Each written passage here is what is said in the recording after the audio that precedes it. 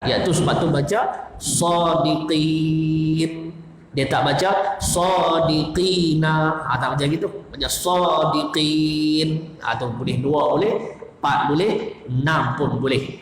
Tu sebab sedikit lah apa ni tentang hukum tajwid. Sekadar ulang kaji lah di dalam ayat 31 dalam surah Al-Baqarah. Baik, habis tu. Kemudian insya-Allah kita sambung kembali pengajian kitab tafsir Nurul Ihsan jilid yang pertama, sambungan pada muka surat 13, masih lagi di dalam tafsir surah Al-Baqarah. Pada pagi ini kita sambung ayat 31 baris yang ke-8 daripada bawah. A'udzu billahi minasyaitonir rajim. Wa 'allama Adamal asma'a kullaha, dan mengajar ia Allah akan Nabi Adam itu segala nama, sekalian yang mempunyai nama, hingga periuk besar dan kecil, dan pisau besar dan kecil, dan maghrafah. Maghrafah makna cebok. Maghrafah makna cebok air, dengan bahawa ditaruh, maknanya diletak segala nama-nama itu pada hatinya, hati Nabi Adam. Baik. Jadi pada bulan lepas kita dah sebut, kita dah bincang ataupun kita dah baca secara detailnya tentang kejadian Nabi Adam ni macam mana. Hebatnya Allah Ta'ala buat tu kita semua lah, asal usul kita semua ialah daripada Nabi Adam. Daripada Nabi Adam lah berkembang zuriat-zuriat ni sehinggalah sampai kepada kita hari ini. Jadi lepas dijadikan Nabi Adam tu, dimasukkan roh apa semua cantik semua, Allah Ta'ala ajak pula kepada Nabi Adam ni segala nama-nama yang mempunyai nama. Diajak pula segala nama-nama yang mempunyai nama. Sebab tu apa pengajaran di sini? Pengajaran di sini ialah kita hidup di atas muka bumi ini memerlukan kepada ilmu. Memerlukan kepada ilmu, memerlukan kepada pengetahuan. Jadi yang dikatakan nilai ilmu ni bukan ukuran dia ham mengaji 5 tahun, ham mengaji 10 tahun, dia bukan gitu. Maknanya yang kata kena belajar ni ilmu ni ukuran dia sampai mati. Lagi ham duk ada umur, lagi tu duk kena belajar. Sebab tu dalam pemikiran kita sendiri pun akan sentiasa ada benda yang kita tak berapa nak jelas, tak berapa nak clear. Maknanya ada benda yang perlu kita duk tanya, ni macam mana, ni macam mana. Kadang-kadang dia contohnya dalam bab haji umrah lah misalnya. Dia pergi umrah ni banyak kali dah. 6 kali, 7 kali dah pergi umrah ni. Cantik dah, alhamdulillah. Kemudian bila nak pergi kali yang ke-8 ni, tarikh yang dia nak pergi tu, bini dia kata, "Bang, tarikh nak pergi ni rasanya cek mai haid ni." Dia kata, saya mai, dia kata darah haid ni. Jadi kita ada di Madinah, kita masuk Madinah dulu, kita nak pergi Mekah. Tarikh tu selalunya haid mai. Macam mana dia kata kalau haid mai? Nak niat ihram ke apa ke, macam mana ke? Tu orang dia tahu, duk pergi lama dah, selalu pergi tak kena tarikh. Pasal apa kali pergi kena pula dia tak? Nanti nak kena tanya dulu, nampak? Tu yang kata perlu kepada ilmu. Dia bukan ukuran ham ngaji 5 tahun, ngaji 10 tahun, bukan. Maknanya dia kena sentiasa. Tu yang Nabi sebut hadis dia, utlumul ilma minal mahdi ilal lahdi. Tuntut ilmu ni daripada buayan sampailah ke liang lahat. Maksud dia sepanjang umur ni kena mengaji. Maksud dia gitu. Cuma cara kita mengaji ni ada yang formal, ada tak formal, tak apalah. Macam kita orang awam ni, kalau kata kita orang yang dah meningkat dewasa ni main masjid surau, ada kuliah umum macam ni. Kalau pelajar-pelajar ni depa formal lah, depa fokus lah. Tak apalah, yang penting apa? Mengaji. Nak buat tu lah. Jangan tinggal mengaji. Kita macam kata saya ni bukan duk pandai ingat pun, duk boleh kuliah-kuliah sikit ni pun saya pun duk mengaji juga. Ada juga saya pergi dengar kuliah tutup guru. Kena ambil, kena sentiasa. Ada masa kita bersila juga di bawah. Bukan kita duduk di atas medang tak. Saya bukan duduk di atas medang nak mengajak tak. Ada juga masa kita duduk bawah, bawa kitab, bawa pen, duduk bi. Agak mengantuk lena. Aku boleh nak ada bawah. Sebab tu saya tak marah tuan-tuan lena. Aku boleh nak kalau mengaji. Baik nah? Tu maksud dia. Nak habaq apa? Nak habaq kata pentingnya ilmu tu. Tu maksud dia. Jadi bila Nabi Adam ni dimasukkan roh ni, maka dia ajak segala nama-nama benda lah yang mempunyai nama. Kemudian dia tafsir sini, dia kata hingga periuk besar. Nah, Abang kata benda kecil-kecil pun dia ajak pada Nabi Adam ni. Periuk besar dan kecil, dan pisau besar dan kecil, maghrafah, yang ni cebok air. Dengan bahawa diletakkan segala nama-nama itu pada hatinya, hati Nabi Adam.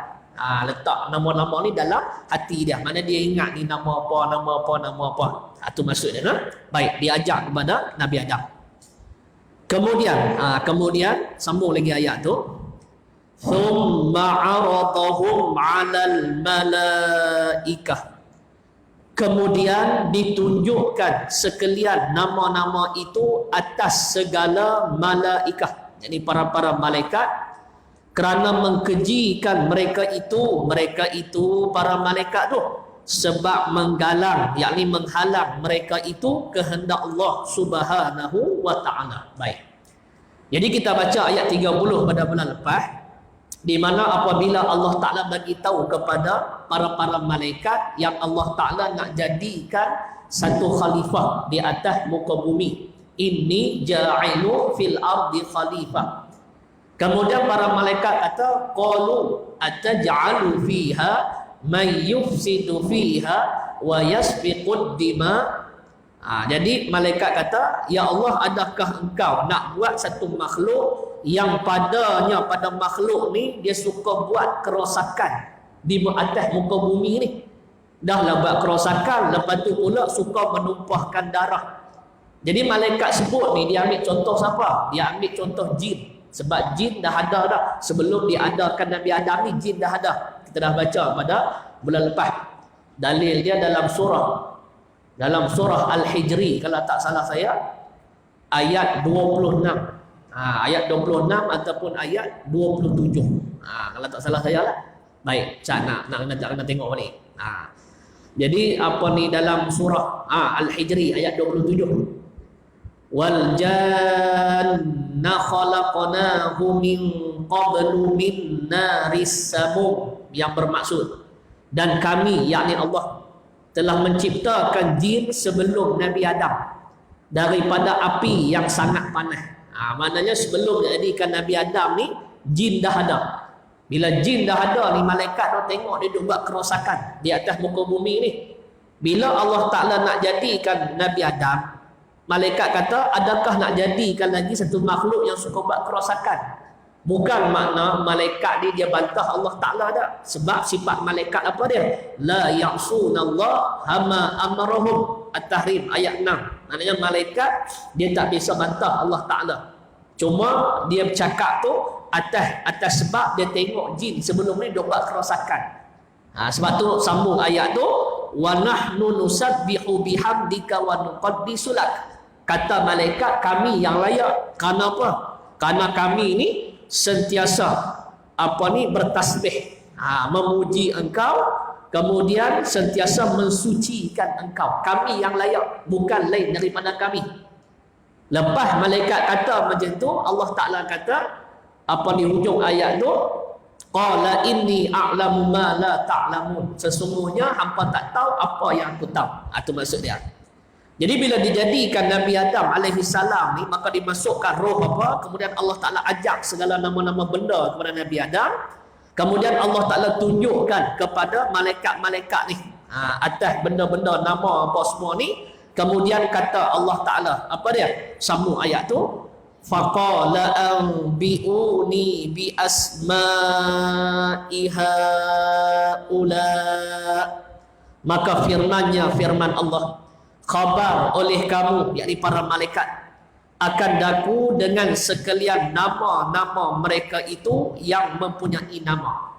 Jadi Allah Ta'ala habaq kat malaikat ni, lah ni hampa ni sebut ni nama-nama benda ni yang ada nama ni, habaq nama ni. Sambung lagi dia kata, in kuntum sadiqin, jika ada kamu itu benar sekalian. Kalau kata kamu para malaikat ni benar sekalian pada kata kamu, kata para malaikat ni, tiada makhluk Allah terlebih alim, terlebih tahu daripada kamu, dan kamulah, yakni para malaikat, mustahak jadi khalifah dalam bumi. Jadi Allah Ta'ala cabak malaikat ni lah ni hari tu bila aku nak buat Nabi Adam, hampa kata apa ni Nabi Adam dia tak layak, yang layak hampa. Lah ni kalau kata betul hampa ni layak, lah sebut nama-nama benda ni. Depan aku sebut kalau kata hampa ni orang yang betul. Maknanya dakwaan hampa tu benar. Yang kata tak ada dah orang lain terlebih layak jadi khalifah melainkan hampa. Hampa lah yang layak. Lah ni sebut. Tu maksud dia. Bila Allah Ta'ala kata macam tu, sambung ayat 32. Qalu subhanak, kata mereka itu malaikat, maha suci engkau hai Tuhan kami daripada layak iktirad, yakni bantahan atas engkau. Kata malaikat, ya Allah, kami ni tak boleh nak bantah, kami tak layak nak bantahan. Tiada layak iktirad, maknanya tiada layak bantahan ke atas engkau, ke atas Allah. Jadi malaikat kata kami tak boleh nak bantah. Kami tak tahu ni nama-nama benda ni, kami tak tahu. Tu maksud dia. Baik. Kemudian sambung ayat tu. La ilma lana illa ma 'allamtana. Tiada ilmu bagi kami, yakni para malaikat ni, melainkan barang yang engkau, yakni Allah ajar akan kami. Kata malaikat, kami tak tahu sekiranya benda tu engkau, yakni Allah tak ajarkan kepada kami. Kami tak tahu. Itu maksud dia. Kemudian sambung lagi. Innaka antal alimul hakim. Bahawa sesungguhnya engkau itu, yakni Allah, engkaulah, yakni Allah, Tuhan yang amat ketahui lagi yang amat pandai. Tiada keluar satu daripada ilmu Allah dan hikmahnya daripada Allah. Sebab tu apa yang Allah Ta'ala buat ni semuanya dalam keadaan hakim. Maksudnya ialah bijaksana. Semuanya Allah Ta'ala buat dalam keadaan pengetahuan Allah Subhanahu wa Ta'ala. Itu maksud dia. Jadi bila Allah Ta'ala suruh malaikat sebut nama-nama benda ni, malaikat kata kami tak tahu. Malaikat apa yang engkau ajarkan kepada kami, dan kami tak layak nak bantah. Nak bantah engkau, ya Allah. Lepas pada malaikat kata lalu tu, sambung ayat 33. Qala ya Adam, firman Allah, wahai Nabi Adam, albihum bi asma'ihim, khabar olehmu, yakni Nabi Adam, akan mereka itu yakni para malaikat tu, dengan segala nama-nama mereka itu, nama-nama benda. Nama-nama mereka itu, nama-nama benda tu. Maka mentamam Nabi Adam, maknanya menyempurnakan Nabi Adam akan tiap-tiap satu dengan namanya, nama benda, dan hikmah benda tu, dan guna benda tu, dan dijadi kerananya. Lepas daripada Allah Ta'ala suruh malaikat ni habaq, malaikat kata kami tak tahu melainkan apa yang Allah Ta'ala ajar. Maka Allah Ta'ala suruh Nabi Adam cerita. Kemudian Nabi Adam cerita satu-satu ni nama apa, ni guna macam mana, ni apa hikmat dia. Macam mana Nabi Adam boleh cerita? Kerana Allah Ta'ala dah ajar dah kepada Nabi Adam alaihi salam. Maknanya dah letak dalam hati dia setiap nama-nama benda ni. Jadi dia mentamamkan, maknanya dia menyempurnakan setiap nama-nama benda yang diajarkan oleh Allah. Bukan hanya sekadar nama, bahkan guna dia pun dihabaq, dicerita kepada Nabi Adam ni. Nabi Adam habaq apa guna dia. Ni apa guna dia? Pisau ni untuk apa? Untuk potong apa contohnya. Cebok ayak ni untuk apa? Semuanya dia sebut. Sebab yang apa ni guna, dan juga dijadi kerananya. Sebab apa dia buat benda-benda ni. Semua Nabi Adam cerita. Kemudian bila Nabi Adam cerita tu, sambung lagi ayat tu, dia kata falamma anba'ahum bi asma'ihim, maka tak kala mengkhabar ia Nabi Adam akan mereka itu dengan segala, akan mereka itu yakni para malaikat dengan segala nama mereka itu, yakni nama-nama benda tu. Sambung lagi dia kata qala alam aqul lakum, firman Allah, tiadakah aku kata bagi kamu, yakni para malaikat dulu. Bila Nabi Adam dia cerita semua nama-nama benda ni, kemudian Allah Ta'ala kata, bukankah aku dah habaq dah dekat hampa dulu ni, para malaikat ni, yang waktu dulu sebelum tu hampa macam halang, hampa macam tegur, hampa macam kata orang lain tak layak jadi khalifah. Yang layak jadi khalifah ni ialah hampa ni, para malaikat ni. Inni a'lamu ghaibas samawati wal ard, bahawasa sesungguhnya aku ini, yakni Allah, aku terlebih ketahui akan yang ghaib-ghaib. Akan yang ghaib-ghaib dalam 7 lapis langit dan bumi. Jadi Allah Ta'ala kata, bukankah aku dah habaq dekat hampa, aku lebih tahu sedangkan hampa tak tahu.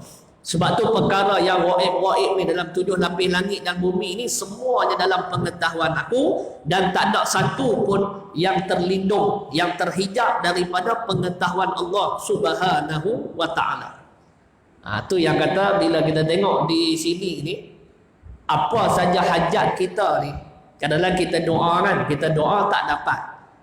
Kalau kata doa tu tak dapat, maknanya Allah Ta'ala bagi dah tu, cuma dia bagi dengan cara tak dapat. Macam mana bagi cara tak dapat? Kita minta tak dapat. Maknanya Allah Ta'ala tahu, kalau kata Allah Ta'ala bagi kita ni benda tu, contoh bagi nikmat apa-apa, bagi harta ke apa-apa, kita lupa kepada Allah. Jadi Allah Ta'ala tak bagi. Allah Ta'ala tahu lah dia ni, kalau aku bagilah lebih sikit lah misalnya, kuliah duha bakal tak main lah. Ni gitu. Jadi bila tak bagi tu, dia boleh main ni. Dia boleh main lagi, boleh main kuliah, boleh main masjid. Bila kata dok bagi lebih sikit ya, dia tak main. Dia tak main, sebab tu aku tak bagi. Tu makna kita kena sangka baik dengan setiap perancangan yang Allah Ta'ala tetapkan. Kadang-kadang apa yang kita nak, apa ni belum tentu baik lagi bagi diri kita. Sebab tu ada disebut dalam surah Al-Baqarah pada ayat 216, di mana Allah Ta'ala berfirman, وَعَسَىٰ أَن تَكْرَهُوا شَيْئًا وَهُوَ خَيْرٌ لَكُمْ وَعَسَىٰ أَن تُحِبُّوا شَيْئًا وَهُوَ شَرٌّ لَكُمْ وَاللَّهُ يَعْلَمُ وَأَنْتُمْ لَا تَعْلَمُونَ. Yang bermaksud, boleh jadi kamu membenci sesuatu padahal ia amat baik bagimu. Nampak? Benda yang kadang-kadang kita rasa benda tu tak bagus bagi kita, sedangkan benda tu yang baik bagi kita. Itu satu. Kemudian dia kata, dan boleh jadi pula benda yang kamu suka, benda yang kamu nak sangat, padahal dia amat buruk bagi kamu. Benda yang kita nak tu amat buruk bagi kita. Di hujung ayat tu Allah Ta'ala kata, Wallahu ya'lamu wa antum la ta'lamun. Allah mengetahui sedang kamu tidak mengetahui. Maknanya Allah mengetahui sedang kamu tidak mengetahui. Jadi nak habaq apa? Nak habaqnya ialah kita berdoa kepada Allah supaya Allah Ta'ala mudahkan segala urusan kita. Maknanya apa hajat kita, minta Allah Ta'ala mudahkan. Kalau kata Allah Ta'ala tak bagi, kita sangka baik. Mungkin kalau kata bagi ni boleh jadi buruk ke atas kita. Kadang benda yang kita nak tak dapat. Benda yang kita nak tak dapat, kalau kata dapat tu mungkin jadi buruk pada kita, maka kita sangka baik. Bila kita berlapang dada, kita sangka baik apa yang Allah Ta'ala takdirkan, maka membawa kepada hidup kita ni tenang. Hidup kita ni tenang. Itu maksudnya nak baik. Jadi dalam ayat ni Allah Ta'ala kata, Inni a'lamu ghaibas samawati wal ard, bahawasa aku, yakni Allah, aku ini aku terlebih ketahui akan yang ghaib-ghaib dalam 7 lapis langit dan bumi. Maknanya Allah Ta'ala tahu. Benda yang kita tak tahu semuanya dalam pengetahuan Allah Subhanahu wa Ta'ala. Maka kita sangka baik dengan Allah dan kita terus berdoa supaya Allah Ta'ala beri kebaikan kepada kita. Itu maksud dia. Baik, habis tu. Kemudian sambung lagi ayat tu. Wa a'lamu ma tubduna wa ma kuntum taktumun.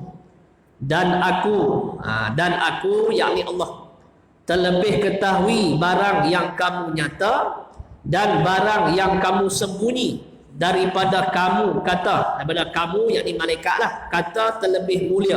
dan terlebih mustahak jadi khalifah daripada Nabi Adam. Maksudnya ialah Allah Ta'ala tahu setiap apa perbuatan kita, sama ada yang kita zahirkan, yang kita zahirkan maknanya dengan cara nyata ataupun dengan cara sembunyi. Sembunyi, semua dalam pengetahuan Allah. Sebab tu dia tafsir tu dia kata daripada kamu, kata kamu tu mana balik kepada para malaikat lah, terlebih mulia dan terlebih mustahak jadi khalifah daripada Nabi Adam. Dia macam contoh kita gini lah. Kalau kata kita hidup di atas dunia ni, benda ni sepatutnya dapat kat aku, tapi tak dapat. Maknanya kadang-kadang benda tu dalam pengetahuan Allah Ta'ala takdir tu baiklah pada kita, tapi kita tak nampak. Tu yang bila kalau contoh orang putus cinta apa perah-perah pergi terjun tu Jabatan Pulau Pinang, tak ada kerja, pergi terjun tu buat apa? Dia tak boleh, dia nak otak ni dia tak boleh macam nak terima. Orang putih kata apa? Move on. Dia tak boleh nak move on. Padahal belawak lagi orang lain banyak ni. Pasal apa yang jadi lagu tu? Dah takak perah kecewa sikit tu biasalah, sikit-sikit ada perasaan kan. Perasaan hati tu. Tapi yang sampai satu tahap dia buat satu tindakan yang melampaui batas. Dok pergi minum racun, dok pergi mabuk, nak hilang tension. Yang tu bukan bagi hilang tension, lagi bertambah serabut. Waktu hang mabuk tu okey lah Sat. Lepas tu lagi lepas dia mabuk, jadi serabut pula. Dia duduk pening pula. Fikir pula lepas ni nak kena apa pula. Habis kuat kan tak boleh dah, mabuk pun tak jadi dah. Apa ni lah minum racun. Qalu inna lillah. Duduk belakang masjid tu saya masalah. Pasal apa? Pasal dia tak boleh tu. Saya tengok atas ketentuan Allah Subhanahu wa Ta'ala. Tu maksud dia. Dah tak ada jodoh kan? Nak buat macam mana? Dah tak ada jodoh dah banyak. Kadang-kadang orang yang dah kahwin dah, belah tahun, puluh tahun dah boleh cerai.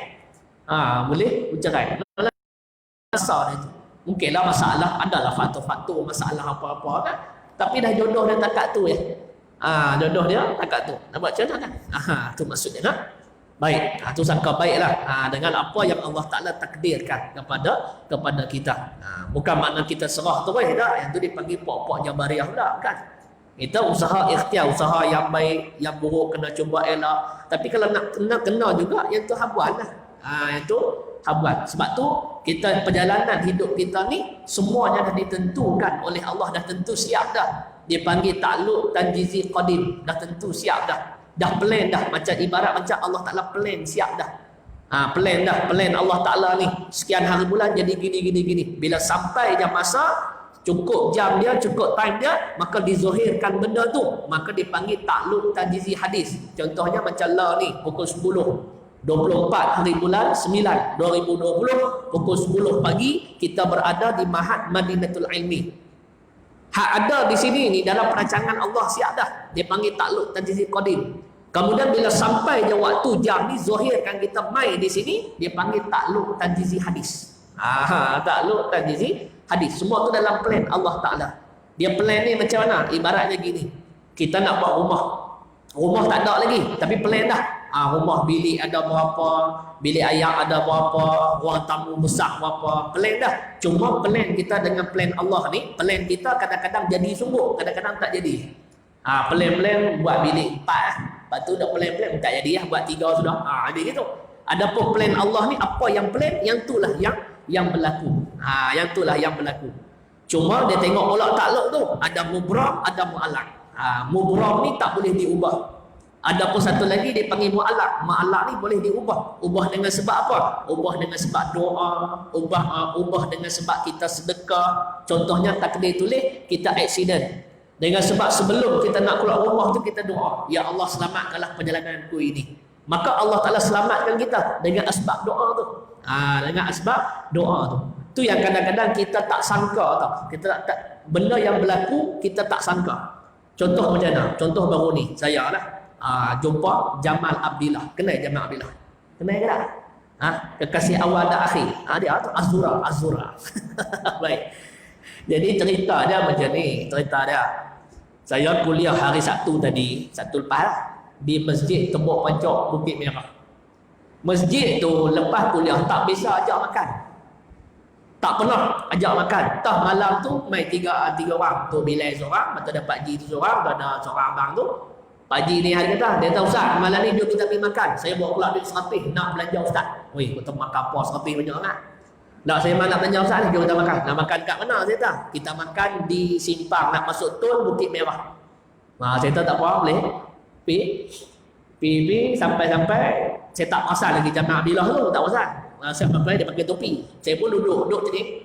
Duduk sembang lepas tu dia cuek bau. Dia kata, Ustaz tadi saya sembahyang di masjid. Saya pun kali. Dia kali tengok, loh main mana? Saya kata, loh main mana? Hak jumpa tu maknanya ketentuan Allah Ta'ala. Benda kita tak sangka. Mereka ajak makan tapi boleh jumpa dengan dia. Tak apa, lepas tu dia main duduk kat meja. Saya pun tanya dia. Saya kata lah, duduk nyanyi lagi kan Datuk? Duduk nyanyi lagi dia kata. Ada nak pergi Melaka dia kata minggu depan. Oh, tu yang main sini buat apa? Dia kata ni ada saya beli kolam ikan arawana apa tu. Dia orang kantor dulu kan. Dia beli kolam itu. Main tengok kolam dia dah. Oh tu lah. Lepas tu saya tanya, saya kata lau apa? Malu nak maaf dia tahu tak? Tahu lah bomok lah saya tahu bomok apa. 60 lebih lah dia kata. Oh 60 lebih lah. Boleh nyanyi lagi, no steady lah. Saya tak boleh nyanyi lagi. Dia kata lau pun sentuh dah. Pasal perut pun naik dah dia kata. Dia kata perut pun naik. Lepas tu saya tanya dia, saya kata apa tip jaga suara? Apa tip? Dia kata patuh makan kena jaga jugalah. Dia kata lepas tu kena senaman. Lepas tu dulu ni saya biasa buat gurah ni yang orang cuci suara tu hak masuk kot hidung orang ahli lagu kalau mengaji taranum apa. Pak dia dulu ahli taranum, pak dia tu. Pak Jamaah Abdillah tu. Dia tu saya biasa buat pedih dia kata. Pedih. Tu saya tak apa, tu duduk sembang lama, lepas tu ambil gambar lah jumpa artis jangan jumpa, ambil gambar. Lepas ambil gambar tu berderu ambil gambar. Dia pun tak perasan dia tu. Hak lain tu tak perasan. Dia ambil gambar. Nak cerita apa? Nak ceritanya saya pun tak sangka nak jumpa dia. Maka ketentuan Allah dengan asbab mereka ajak makan, jumpa dia. Tu panggil qada dan qadar. Tu panggil qada dan qadar. Tu maksudnya habis cerita Jamaah Abdillah tu. Tak ada kena-mena lah ni pun. Sajalah nak apa. Maknanya ketentuan Allah Ta'ala tu. Baik. Tu maksudnya Jadi maknanya semua Allah Ta'ala tahu dalam benda yang nyata ke benda yang sembunyi ke dalam pengetahuan Allah Subhanahu wa Ta'ala. Baik, habis itu. Kemudian sambung lagi ayat 34. Wa il qulna lil malaikah, dan ketika kami yakni Allah kata bagi segala malaikat usjudu li Adam, sujud oleh kamu bagi Nabi Adam. Yakni sujud makna apa? Tahiyah ni makna hormat. Tahiyah makna hormat. Sebab tu dia kata tahiyah dengan tunduk kepala, tiada dengan sujud dahi. Tiada dengan sujud dahi. Kan biasa kita masuk masjid ada apa? Sunat tahiyatul masjid kan. Tahiyah tu makna penghormatan. Hormat kepada masjid. Sebab tu masjid satu bangunan yang paling mulia di atas muka bumi ni. Tak boleh kita tanding, tak boleh kita kata hotel 5 bintang ke 7 bintang ke yang paling hebat. Tak, yang paling hebat masjid. Walaupun masjid tu lama, walaupun masjid tu bangunan dia ratus tahun, bangunan dia lama, papan ke kayu ke, tapi masjid lebih mulia. Kenapa? Kerana masjid dia ada tahiyatul masjid, maknanya menghormati masjid. Masuk hotel ada sembahyang sunat apa? Menghormati hotel ada? Mana ada? Tak ada. Tak ada. Masjid ada. Lepas tu masuk masjid pula tak boleh pakai kasut. Tak boleh orang yang berhadas tak boleh masuk. Kalau pergi hotel berhadas boleh tak? Boleh. Tak ada apa. Boleh. Mana pakai kasut tak? Pakai kasut. Tak ada masalah. Tu yang mana tahiyatul masjid tu.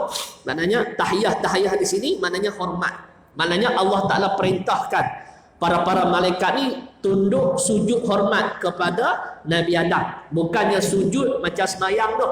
Di sini perlu diingatkan bahawasanya sesama makhluk kita tak boleh tunduk sujud lebih daripada hak rukuk. Tak boleh. Lebih pada hak rukuk, apatah lagi sujud sampai bawah tu lagi tak boleh. Lagi tak boleh. Tu yang saya biasa cerita dulu. Ada 3-4 bulan lepas kot, di belah KL tu ada video dia buat viral tu. Satu makcik tu dia menega apa tau, menega tepi jalan ni lah. Lepas tu apa ni, Menteri Kuala Lumpur tu, menteri wilayah tu lah, Tan Sri Amno Musa ke apa ke, dia bagi lesen dekat makcik tu. Dia bagi lesen, kata boleh menega lah. Dia dapat lesen tu, dia punya seronok tu, dia sujud tu dia sujud tak apa, dia sujud lah, sujud sembahyang tu. Tak tahu lah dia sujud kat siapa, Allah Maha, tapi dia sujud tu Dia sujud tu kita nak tanya dia ada air semayang ke tak ada? Itu satu. Kalau dia sujud syukur lah. Kalau dia sujud syukur, dia ada wuduk ke tak? Kemudian yang kedua, kena menghadap kiblat. Dia nak sujud syukur ni, dia kena ada air semayang, kemudian kena menghadap kiblat dan menutup aurat.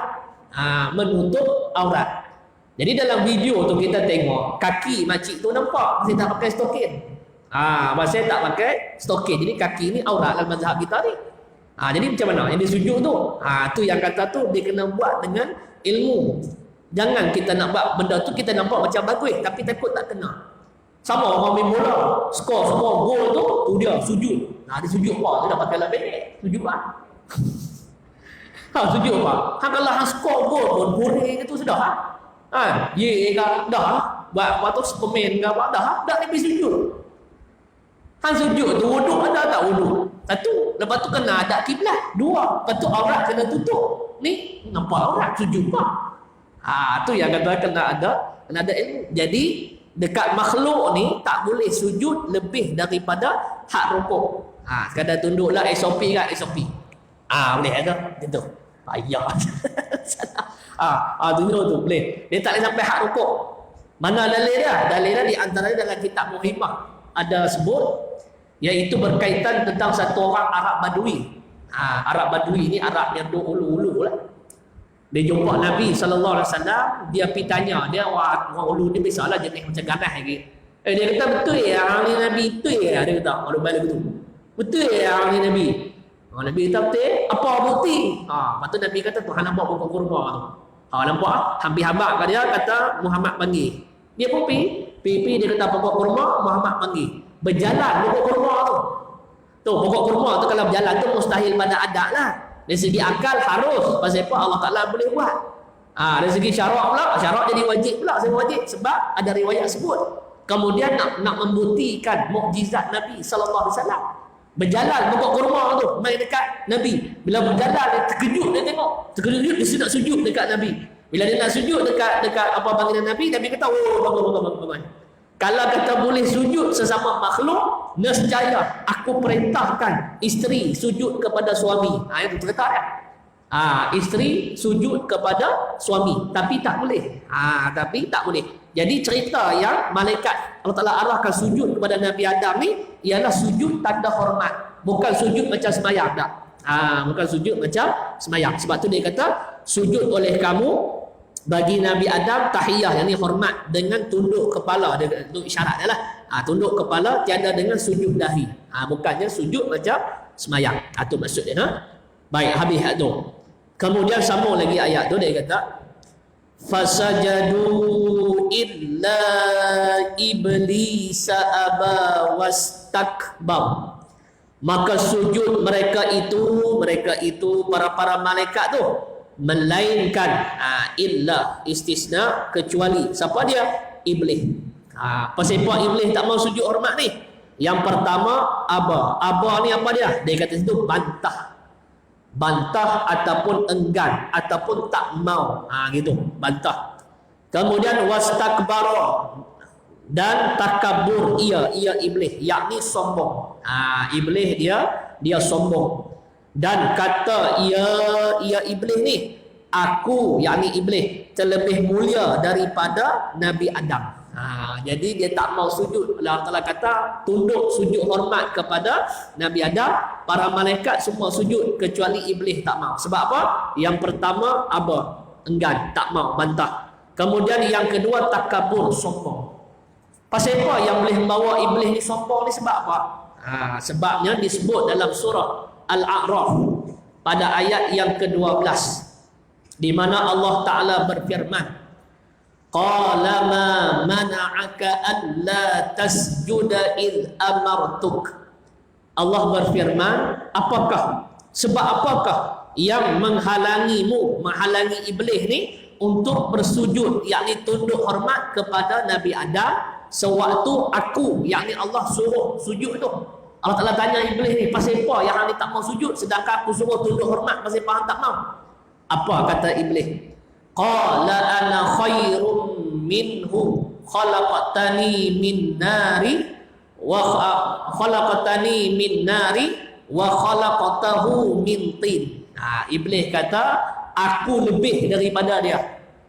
Pasal apa aku nak sujud pula? Aku lebih daripada dia. Pasal apa? Dia kata apa ni?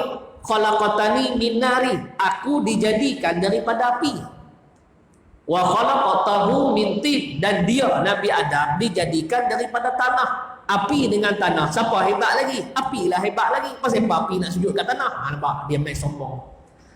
Dia main kesombongan tu. Kerana apa? Kerana dia berasa dia tu lebih. Berasa dia tu lebih. Sebab tu kita nak mengaji tasawuf ni kena buang sifat sombong ni. Walaupun kita berada di tinggi, orang kata kita berada tahap yang tinggi, orang yang hebat dan sebagainya, kena buang sifat sombong ni. Sebab apa? Sebab kita bila kata manusia ni satu makhluk yang lemah. Kalau kita nak sombong dengan ilmu, Allah Ta'ala kata apa? Qala innama dalam surah Al-Isra tu ayat 85. Wa ma utitum minal ilmi illa qalila. Dan tidak kamu diberi ilmu pengetahuan melainkan sedikit. Sedikit. Walaupun hebat macam mana pun sikit je. Nak sombong apa? Dengan ilmu. Kalau kata sombong dengan kekuatan, sombong dengan tenaga. Bila kita lanjut usia je, Allah Ta'ala tingkatkan umur kita main sampai meningkat tua, tak larat dah. Mana nak cari kederat masa umur 20? Tak ada dah. Umur 30? Tak ada dah. Tara Jamal tadi pun dia kata dia pun tak larat dah nak jadi, tapi boleh jadi lagi lah.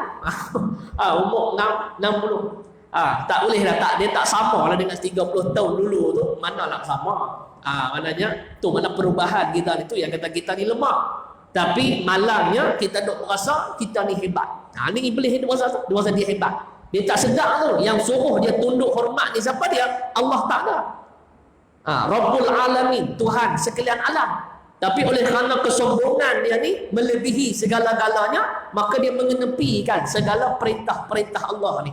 Sebab dia merasa dia mulia. Aku lebih, pasal apa aku nak pergi jumpa dia pula? Pasal apa aku pula? Pasal apa? Dia tak tahu aku ni siapa. Tak kenal aku siapa.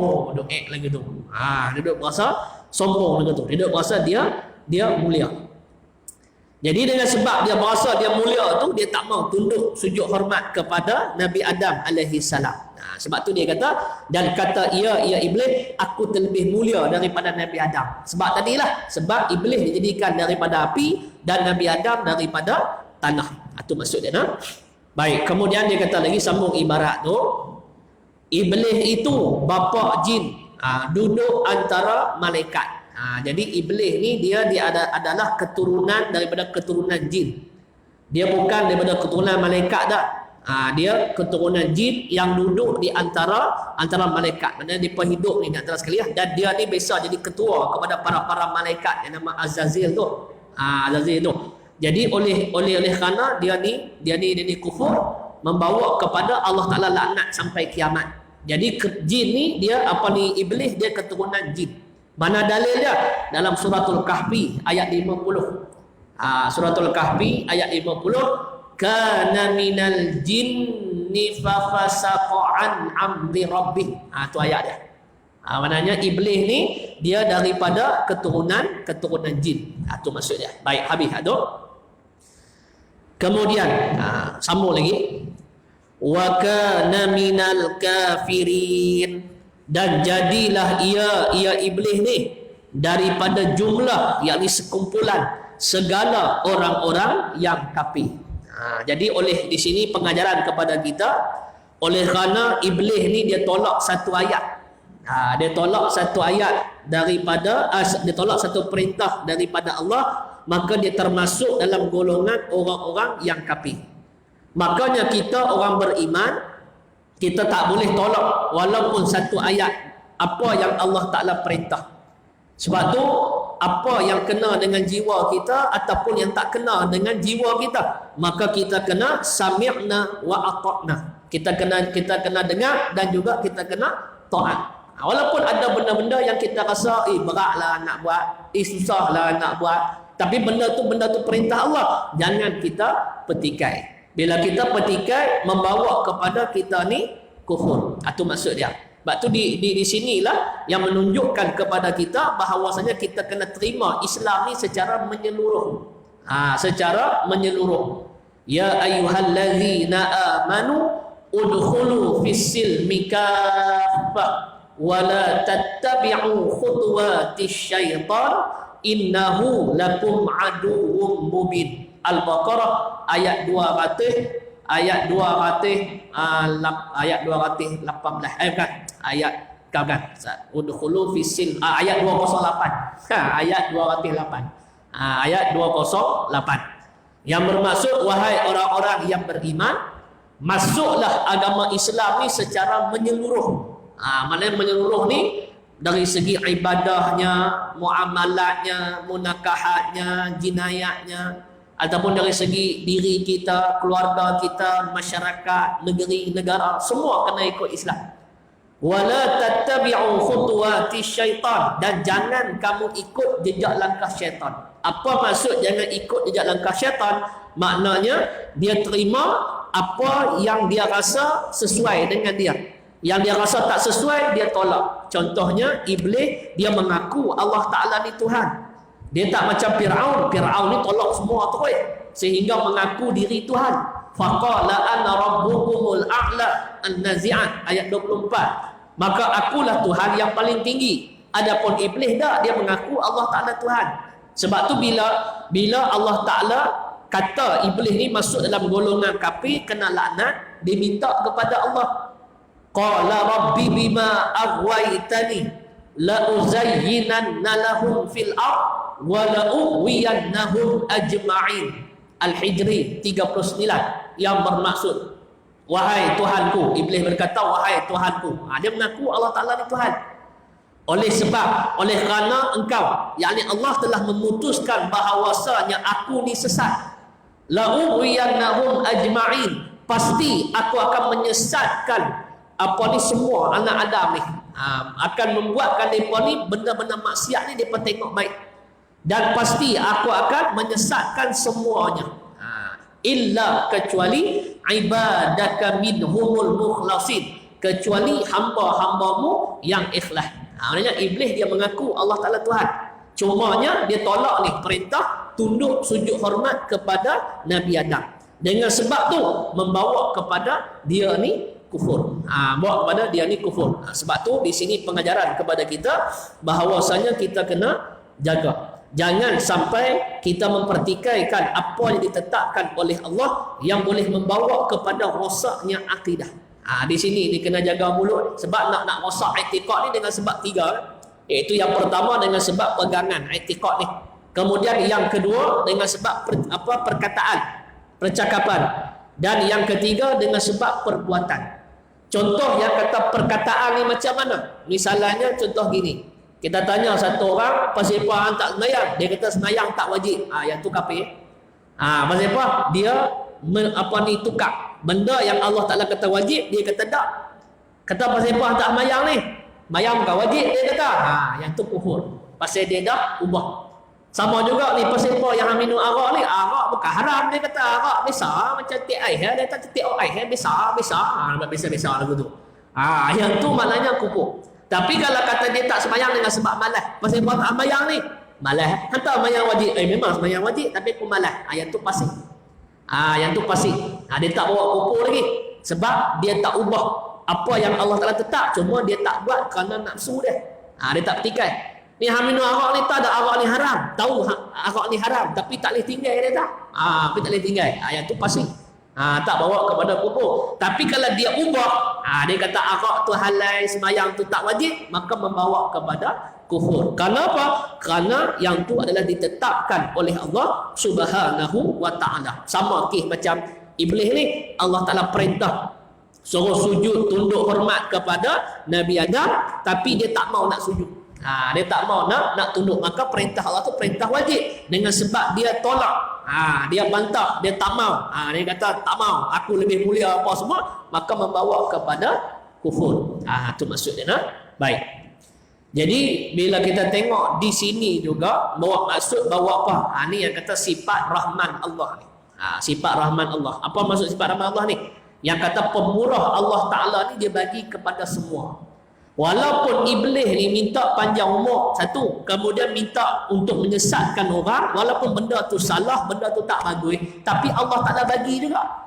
Pasal apa Allah bagi? Sebab sifat rahman dia tu lah. Pemurah Allah Ta'ala tu dia bagi semua. Sebab tu kalau kata tanda Allah Ta'ala sayang kepada kita ni, bukan maknanya tanda dia bagi harta banyak, dia bagi pangkat besar, tu belum tentu lagi. Karena berapa ramai orang yang harta banyak, pangkat besar, tapi jauh daripada Allah. Yang kita nak ni, kalau kata duit banyak, harta banyak, ke pangkat besar, dekat kepada Allah. Yang tu tak apa. Sebab tu yang kata sifat rahim ni, penyayang Allah Ta'ala diberi kepada orang-orang yang Allah Ta'ala sayang. Di antara tanda Allah Ta'ala sayang, dia bagi iman. Dia bagi iman kepada kita. Tanda Allah Ta'ala sayang, dia bagi kita kekuatan untuk mengaji. Tanda Allah Ta'ala sayang, diberi kita kekuatan untuk melakukan mengabdikan diri kepada Allah. Boleh semayang fardu, boleh puasa, boleh top up pula dengan puasa sunat, boleh tambah pula dengan semayang sunat. Kemudian ada rezeki lebih sikit, boleh sedekah, boleh infak. Itu tanda Allah Ta'ala sayang. Bukan makna tanda Allah Ta'ala sayang ni dia bagi harta banyak, tu bukannya. Sebab kalau kata harta banyak ni, kalau kata dengan harta tanda Allah Ta'ala sayang, nescaya orang kafir tak dapat. Orang kafir tak dapat. Sebab tu kita cerita, maknanya di Malaysia ni yang paling kaya sekali siapa dia? 10 orang paling kaya tu, seorang je orang Islam, Syed Muhtar Bukhari, dia seorang kan. Hak lain semua Cina dengan India, bukan yang bukan Islam lah, semua bukan Islam. Hak paling kaya tu Robert Koch. Robert Koch, dia punya kekayaan dia berapa bilion tak tahu kekayaan itu, kaya lah. Kemudian di dunia dia adalah orang 162 paling kaya. Di dunia ni satu dunia ni, ni yang paling kaya nombor 162 tu Robert Koch, dan dialah yang terkaya di Malaysia. Islam lah, beriman ke? Tak beriman. Pasal apa dia kaya? Tu sifat rahmat Allah. Jangan kata dia iblis yang kena laknat, Allah Ta'ala bagi. Iblis yang kena laknat, Allah Ta'ala bagi. Banyak umur, aku bagi banyak umur. Lagi seorang, beratlah, tak apalah. Atas apa? Sifat rahmat Allah dia bagi kepada semua. Ni kita takut ni kehidupan kita ni dia jadi ghalib. Dia ghalib dengan mewah-kemewahan apa, tapi kita jauh daripada Allah. Itu dipanggil istidraj. Dia panggil istidraj. Sebab tu kita muhasabah balik kehidupan kita ni macam mana. Dari sehari ke sehari ni, adakah kita ni makin dekat dengan Allah ataupun makin jauh daripada Allah? Makin jauh. Kalau makin dekat, alhamdulillah. Kenapa? Kalau kita semakin dekat kepada kematian. Semakin dekat kepada kematian. Sebab tu dunia ni benda yang kita tinggalkan. Bukan benda yang kita nak pi. Sebab tu benda yang kita nak tinggalkan. Sepatutnya kita nak tinggal ni benda yang kita tak berkisah sangatlah. Yang nak berkisah apa? Tempat yang kita nak pi. Macam mana keadaan di sana kita pun tak tahu apa semua. Itu berkalan lah. Berkalan. Tapi iblis dia akan cari ruang untuk merosakkan kita manusia ni. Sebab tu di antaranya, dulu saya bisa sebut dah yang kata jerat-jerat iblis ni. Tak apalah, kita ulang balik, mungkin ada yang lupa ke, yang belum ada catat lagi.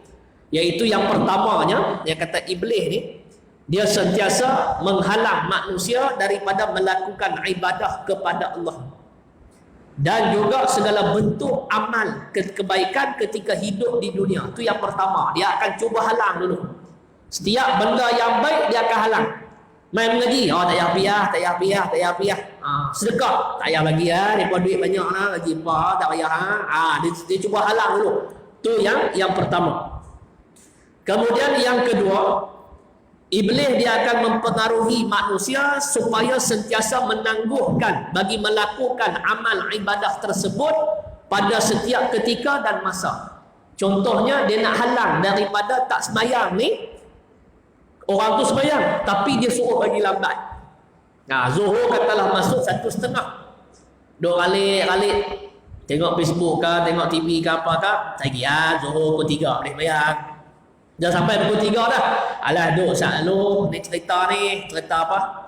Kalau dulu ni apa? Bawang putih bawang merah apa dulu tu. Tu lama lah cerita tu. Rebel in Estimate dia punya pelakon dia. Dengan Nia Ramadhani. Tu dulu. Ingat 15 tahun dia cerita lama dah. Nanti lu tengok ni lu pukul 3 kan. Pukul 3 sampai pukul 4. Pukul 4 sembahyang Zuhur pukul 4. Jadi tu dia bagi kita lambat. Bagi kita tangguh. Alah, tak payah bagilah derma ni lagi. Makanlah dulu duit tu, lagi balik singgah kedai, tak payah derma lah. Dia nak gitu. Dia suruh tangguh. Minggu depan nak main mengaji pula, minggu depan buh lah. Dia dah itu. Minggu depan buh lah. Tu yang kedua. Dia suruh kita bertangguh amal ni.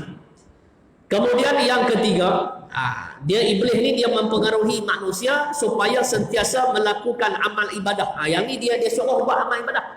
Dia suruh buat amal ibadah tapi dalam keadaan terburu-buru, tergesa-gesa. Buat ni kira nak cepat habis ya. Semayang dengan Tok Maninah apa pun tak ada. Tu tengok viral dulu bulan puasa yang di Indonesia ke mana. Semayang tarawih 20 rakaat 7 minit. Kau ingat kalau kita jadi jemaah dia pakai syahid itu kan. Baca Allah zalim Allah sampai Allah. Mampus itu ikut makmum dekat. 7 minit 20 rakaat. Tu semayang tu sah tu. Dari segi mazhab kita tak sah lah. Pasal tak sah? Tok Maninah tak ada. Tok Maninah sebab dalam mazhab kita di antara syarat rukun semayang mesti kena Tok Maninah. Sujud beserta Tok Maninah, rukuk beserta Tok Maninah, iktidal beserta Tok Maninah. Ni tak ada. Pam habis. Assalamualaikum warahmatullahi wabarakatuh. Allahu akbar. Zalim. Apa itu? Aduh, teh. Saya cerita boleh teh lah. Tambah lepas semayang tu jenah kita tak tahu. Tu maknanya dia okey, hang nak semayang tapi hang yang bagi laju-laju okey. Baca tak tahu ke punca. Lepas tu dari segi rukun qaulinya baca tahiyat, at-tahiyatul. Salam. Bunyi gitu kan? Bunyi pun sebutlah bagi betul sebab tahiyat tu rukun, tahiyat akhir tu rukun. Baca ketik at-tahiyya. Kan ada tasydid tu kan. Ta dengan ya tak ada tasydid. Yang ada baca at-tahiyya. Tak sah lah baca tu boleh bawa batal semayang sebab ada sabdu. Habis buang sabdu pula. Dia masih apa? Terburu-buru. Semayang bagi cepat. Bagi cepat habis. Lepas tu ni rukuk ni tak payah baca lah. Dia punya zikir tak payah baca. Memanglah zikir tu sunat je, tapi nak ambil kesempurnaan solat tu bacalah subhana rabbiyal a'la wa bihamdi. Daya Allah akbar. Subhanallah. Dia gitu. Dia bagi kita suruh tergesa-gesa dalam ibadat. Tu yang ketiga. Kemudian yang keempat, dia memasukkan sifat riak. Ni yang kata iblis ni. Dia memasukkan sifat riya, sombong ke dalam hati manusia ketika mereka beribadah dan beramal soleh pada setiap ketika yang ada. Ni yang kata dia ni jarum dia ni, dia masuk ni, dia ada ruang. Kalau orang tu jenis kaki ibadat tak faham semayang-semayang, sagi dia akan main cucuk. Dia kata hamba ni tunjuk ke orang, riak-riak. Riak ni saya berkata ru'ya lah, maknanya tunjuk ke orang. Tunjuk hang ni semayang, tunjuk hang ni main mengaji, dan sebagainya. Tapi di sini ni kena tengoklah. Kalau kata orang post dalam Facebook, tak boleh kata riak lagi. Tak boleh kata riak. Contohnya apa?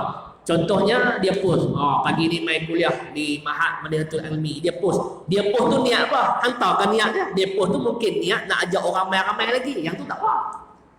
Yang tu kita tak boleh kata dia riak ni. Sebab pernah berlaku zaman Nabi sallallahu alaihi wasallam di mana satu sahabat tu dia pergi bunuh satu orang. Dia kata orang ni berlakon.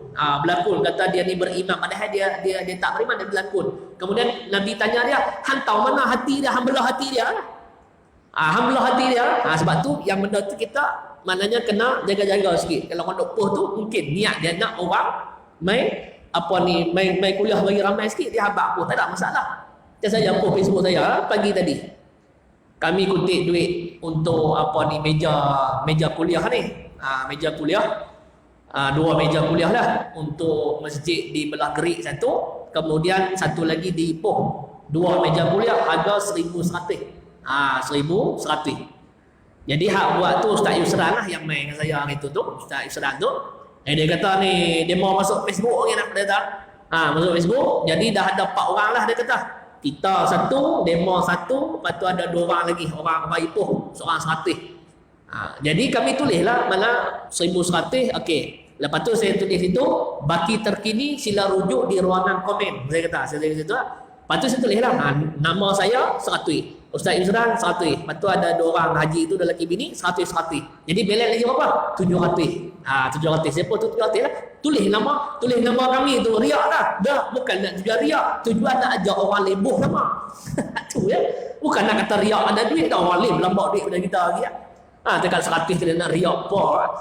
Cuma kita tulis itu nak bagi semangat orang lain tu untuk infak sama-sama. Tu yang tulis nama kami tu. Lagi kalau semua orang riak tu tulis nama. Lah hantar mana aku nak bukan riak, aku nak ajak orang bukan tu yang kubuh nama aku. Sekali kalau tak tulis nama dia orang kata dia apa nak suruh orang derma, dia tak lagi. Contoh begitu. Okey kata gitu lah kita buh nama kata. Saya buh nak terhati. Jadi ada bela lagi 7 hati. Itu saya buh dalam Facebook lah, tulis itu. Tulis nama tu. Sebab apa? Niat nak tarik orang supaya infak sama. Yang tu tak apa. Kan kata riak ni, yang riak ni dia buat ni dia nak merasa diri dia tu bagus. Yang tu tak boleh. Tengok pada niat tu.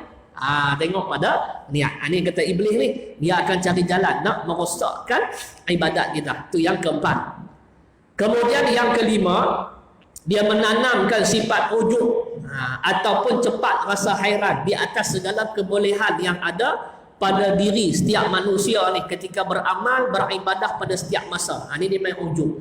Riak ni maknanya, riak tadi itu orang nampak, orang tengok, dia tunjuk depan orang. Adapun ujub ni tak ada orang, dia perasa diri dia. Dia rasa. Contoh macam mana? Contohnya kita bangun tahajud pukul 4.30 misalnya. Ambil air semayang apa, ambil bersih cantik, ampang sejadah.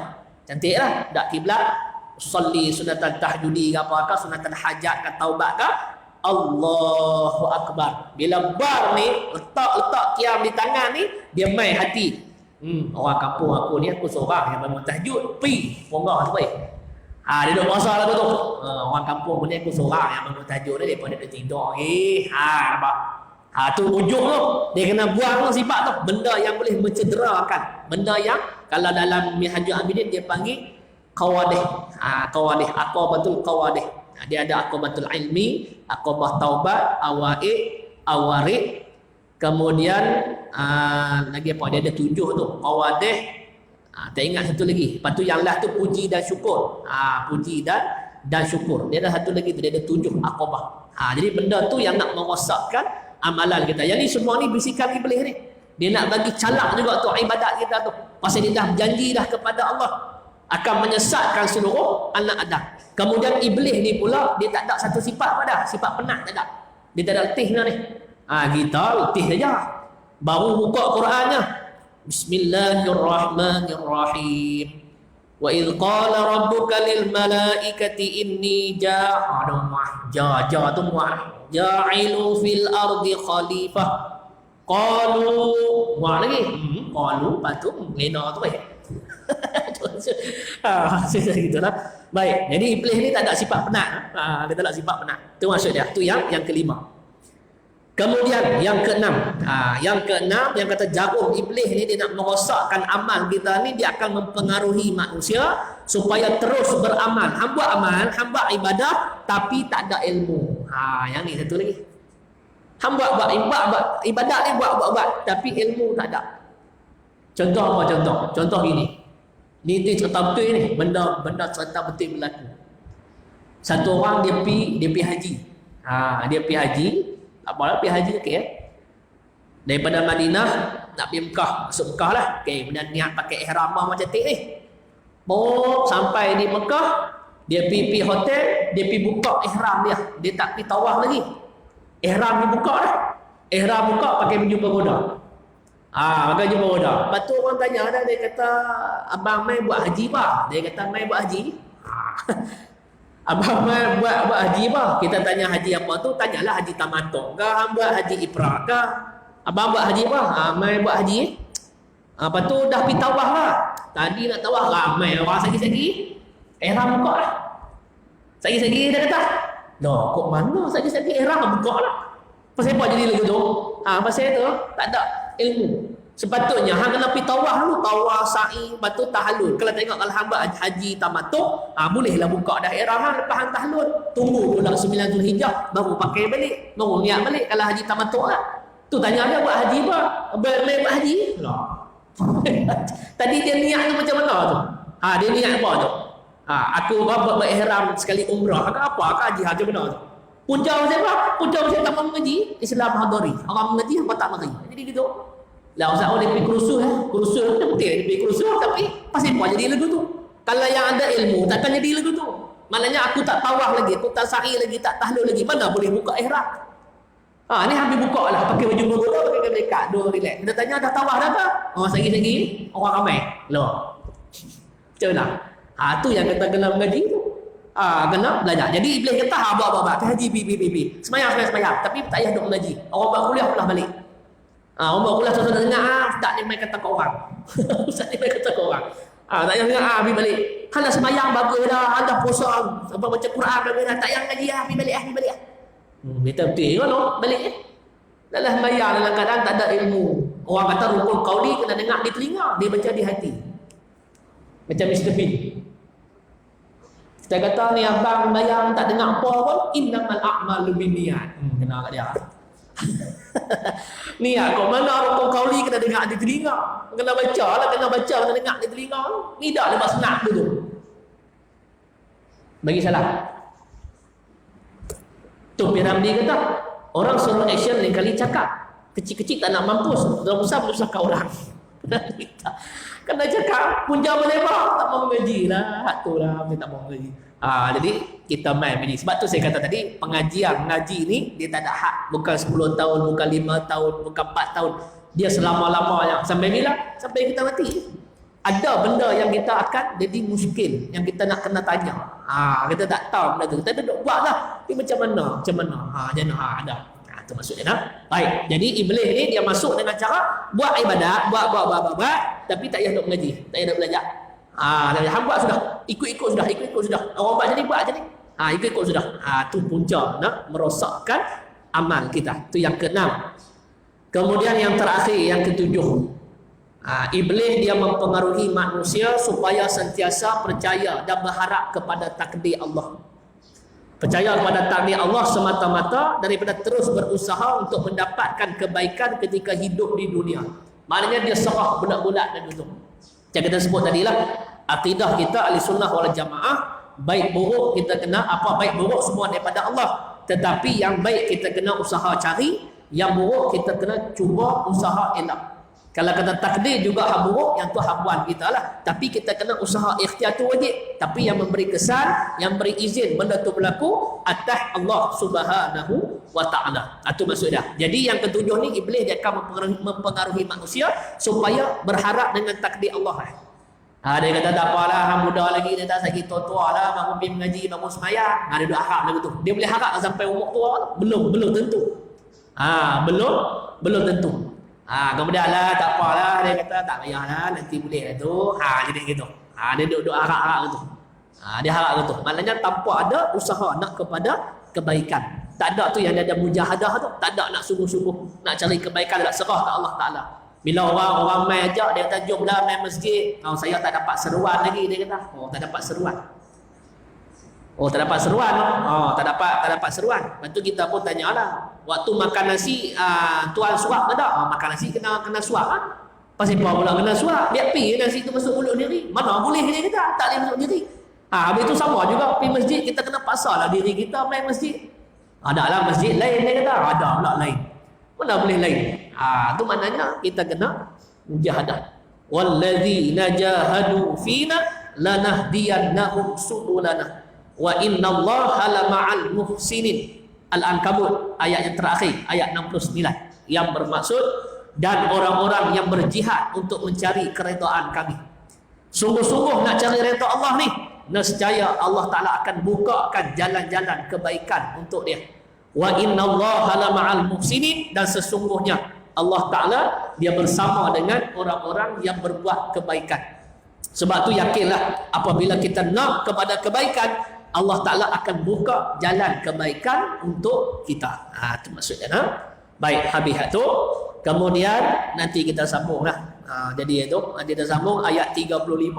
Ayat 35. Wa qulna ya Adamu uskun anta wa zawjukal jannah. Nama tu nah. Wallahu a'lam.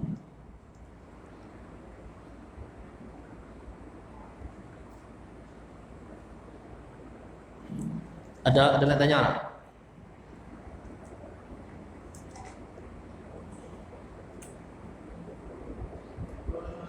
Ya, Ji.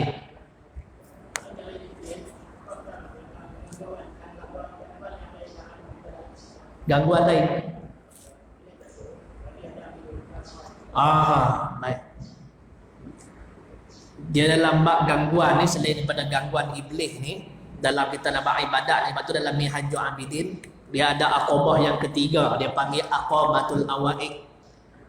Aqabatul awaiq ni makna perkara-perkara yang menghalang kita untuk melakukan ibadah.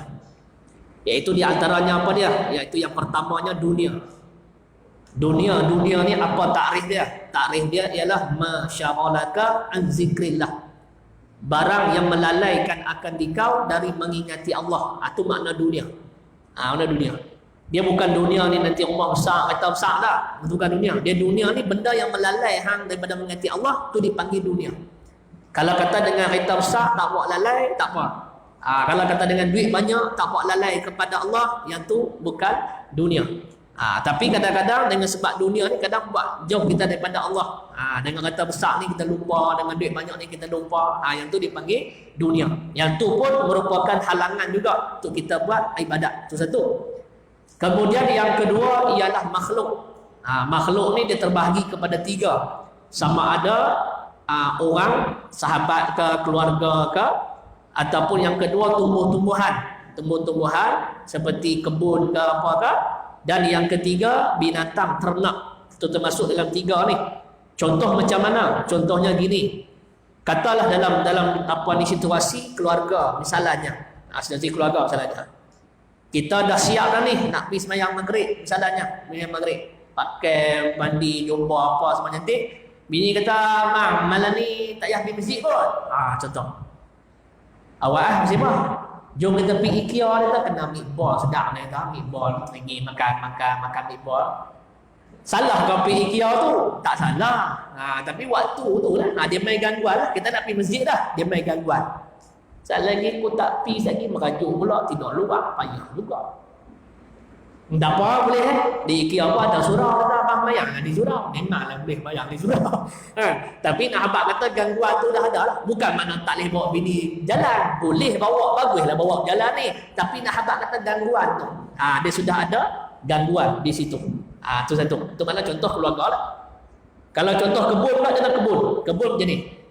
Katalah kita ada dusun durian di balik pulau, Musangking. Musangking. Waktu tak ada musim musangking, boleh duk main ni masjid, boleh main kuliah apa semua. Bila main musim musangking, tak ada dia. Kita pun balik, kita pun tak mana kawan tak ada tanya ni, "Man, ambil mana tak main kuliah kan?" Dia kata, "Lah tengah musim buah aku duduk dusun aku, balik pulau." Dia kata, "Tak boleh tinggal." Dia kata, "Tinggal di balas." Dia kata, "Mayang musangking, musangking duk ada 1 kilo 40." Dia kata, "Kena sebiji 2 kilo 80." "Oi, tak boleh tinggal." Dia kata. Patut tak main mengaji. Tu lah ni tak boleh main lagi dah. Tunggu di musim dulu dia. Salah kamu musangking tu? Tak salah. Tapi nak habaq kata gangguan. Dia main ganggu. Jangan lebih tebang lah pokok dia tebang lah. Mana kita kena set masa. Satu. Tumbuh tumbuh-tumbuhan. Kalau binatang pula jangan. Binatang ni kalau kita ada belah lah. Kita belah lembu ke apa kan. Biasa lembu ni dia balik waktu maghrib. Kita pun kira-kira duk ada 19 ekor. Lembu kita 20. Seekor tak ada. Tok bila bang dah maghrib, Allahu akbar, Allahu akbar. Maghrib masuk dah, lembu 19 ekor, nak pergi cari ke tak seekor lagi tu? Nak pergi cari ke tak tu? Kalau pergi cari lagi tak bayar maghrib, tak pergi cari 5,000 seekor lembu, dia kata sayang juga dia kata. Tu nampak gangguan di situ. Tu makna masuk gangguan dalam makhluk. Kemudian yang ketiganya iblis, syaitan. Tadilah sebut syaitan tadi tu. Dia main ganggu macam mana? Dia main dengan cara bisik. Bisik. Dia main bisik. Dia yang ni mudah kalau kita nak buat eksperimen. Pagi-pagi selalu kena subuh-subuh. Kunci jam pukul 5. Dia main bisik. Awal lagi pukul 5. Tak bang ni. Tidur. Pukul 6. Untuk bila azan. Baru azan. Belum qamat lagi. Azan belum qamat lagi. Okey. Lepas tu tidur. Tok imam bagi salam dah. Assalamualaikum warahmatullahi. Baru salam. Waktu ada lagi. Tidur. Pukul 7.30. Pukul kan. Tu dia main dengan cara bisik. Kemudian satu lagi apa? Nafsu. Nafsu ni diri kita ni. Dia kena didik bagi jadi baik. Sebab tu nafsu dia ada tingkatan dia. Kalau kita orang awam ni, dia nafsu amarah, lawamah ataupun mulhamah. Satu lagi mutmainnah. Kita kena mujahadah sampai naik mutmainnah. Amarah ni apa dia? Amarah ni, nafsu amarah ni kita buat dosa tak rasa apa. Tinggal semayang tak rasa apa. Tak puasa tak rasa apa, tak ada rasa bersalah. Yang tu nafsu amarah. Innan nafsal la ammaratu bisu. Surah Yusuf ayat 53. Maksudnya sesungguhnya nafsu amarah ni sentiasa bisu. Maknanya suruh kita ni buat kejahatan. Kemudian kena tingkat yang kedua, dia panggil lawamah mulhamah. Lawamah mulhamah ni macam mana? Baik dia buat tapi jahat buat juga. Yang ni kebanyakan kita lah. Semayang juga, nombor ekor tikam juga. Jadi macam tu. Tu yang penuh pokok nombor ekor. Sujud keluar atas nombor. Kipas ni dia pusing, lepas ke depan. Tok Imam kata ni kata siapa? Dia rabah pokok dia apa? Hak akunya dia. Tok Imam mau mengak nombor ekor. Tu dia panggil tingkatan yang kedua. Dia panggil mulhamah atau lawamah. Cukup tak tingkatan kedua ni? Tak cukup. Kena mujahadah satu lagi. Mutmainah. Bila sampai mutmainah, kebaikan mengatasi kejahatan. Apa maksud? Maknanya dosa besar kita tak buat. Dosa kecil adalah dosa kecil adalah tengok paha amoy, itu adalah dosa kecil. Dosa kecil adalah. Tapi dosa besar kita tak buat. Berjudi dah, minum arak dah. Tu sampai mutmainah. Jadi 4 ni lah yang sebagai gangguan yang disebut dalam kitab Minhajul Abidin. Termasuklah iblis tadi. Rejin tak? Maksudnya gitu. Allahu a'lam. Habis tak? Ya, ada lagi je.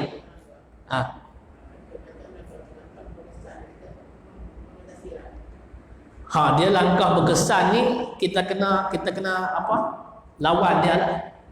Kalau dalam bab dunia ni, mana kita kena lawan. Jangan sampai dunia tu meralikkan kita. Mana tu? Kalau benda dunia tu meralikkan kita, kita kalah dengan dia, yang tu makna kita ikut dia.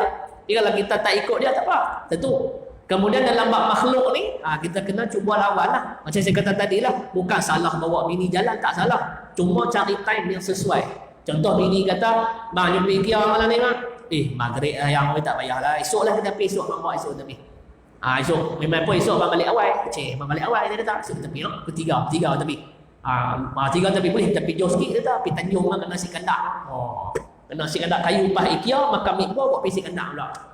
Ini kata betul, dia ni dah makan meatball, nasi kandak apa lagi. Tak apa, tapi orang Tanjung dia kata. Kena macam tu lah, kena buat time tu, kena cari yang sesuai.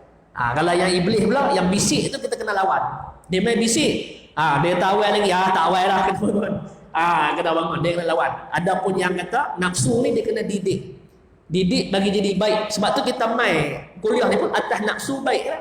Ada keinginan. Nafsu ni makna keinginan. Kita rasa nak main, kalau tak main kau rasa rugi. Jenis gitu. Tapi kalau nafsu ni dia tak berkehendak kepada yang baik, nafsu ni tak dididik dengan baik, maka dia jadi liar. Jadi liar. Jadi liar. Pada dia jauh. Ni benda ni dia kena mujahadah, saya kata dia. Anak kita kena usaha dia. Dia dalam bab tasawuf lah. Dalam bab tasawuf. Tu maksud dia. Wallahu a'lam. Tu ada apa lagi? Habis dah. Okey je dah. Ada lagi? Mana? Halangan, aqabah. Mana halangan? Dalam Minhajul Abidin disebut aqabah. Aqabah ni ada ulama kata ibarat macam laluan di tepi bukit yang sangat bahaya. Sikit dia boleh gelincir. Tu laluan.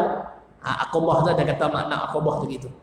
Halangan, aqabatul awaiq, boleh buka dalam Minhajul Abidin nak tengok tak. Habis tak? Okey. Jadi saya mohon maaf lah jika terkasar bahasa. Wabillahi taufiq wal hidayah. Assalamualaikum warahmatullahi wabarakatuh. Bismillahirrahmanirrahim. Alhamdulillah rabbil alamin. Hamdan yuwafi ni'amahu wa yukafi'u mazidah. Ya Rabbana lakal hamdu kama yanbaghi li jalali wajhikal karim wa 'azimi sultanik. Allahumma ighfir lana dhunubana wa liwalidina warhamhum kama rabbawna shighara. ولجميع المسلمين والمسلمات والمؤمنين والمؤمنات الأحياء منهم والأموات برحمتك يا أرحم الراحمين. ربنا آتنا في الدنيا حسنة وفي الآخرة حسنة وقنا عذاب النار. وصلى الله على سيدنا محمد والحمد لله رب العالمين.